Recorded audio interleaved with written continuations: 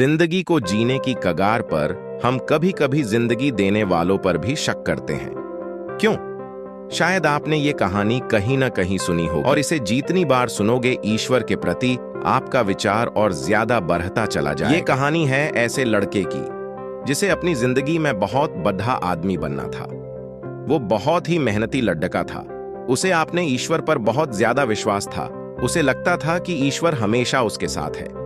रोज सुबह वो बीच पर घूमने जाता था तो वहां पर उसे 2 पैरों के निशान दिखते थे, एक खुद के और बाजू में ईश्वर के।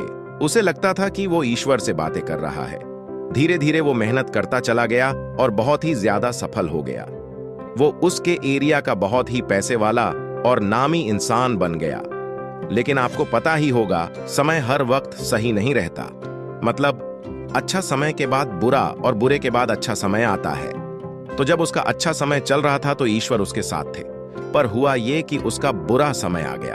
उसके कंपनी को बहुत ही ज्यादा घाटा होने लगा और उसकी कंपनी बंद होने की कगार पर आ गई। एक दिन सुबह उठकर वो बीच पर गया तो उसने देखा कि वह दूसरे पैरों के निशान नहीं थे। वो बहुत घबरा गया और बहुत गुस्सा हो गया कि जब मेरे अच्छा समय चल रहा था तो ईश्वर मेरे साथ थे, लेकिन जब मेरा बुरा समय आया तो ईश्वर ने मेरा साथ छोड़ दी। अब ये लेडी डीडीएच का मेहनती तो था और इसने मेहनत करना नहीं छोड़ दी, और क्योंकि ईश्वर के साथ इसकी बातें होती थीं तो इसे सारे नियम पता थे। तो ये मेहनत करता गया और वापस से उसी कंपनी को उसी मुकाम तक लाया जिस पर पहले थी। लेकिन कुछ दिनों के बाद उसने महसूस किया कि दूसरे साइड उसे उन्हीं पैरों के निशान दिखाई दिए। लेकिन ये काफी गुस्सा था और इसने अपना मुंह दूसरी तरफ किया और कहा कि मैं तुमसे बात नहीं करूंगा। उधर से आवाज आई, क्यों, क्या हुआ? तो उस लड़ी डिडी ढके ने कहा कि जब मेरे अच्छा समय चल रहा थे तो आप मेरे साथ थे, और जब मेरा बुरा समय आया तो आपने मेरा साथ छोड़ दिया।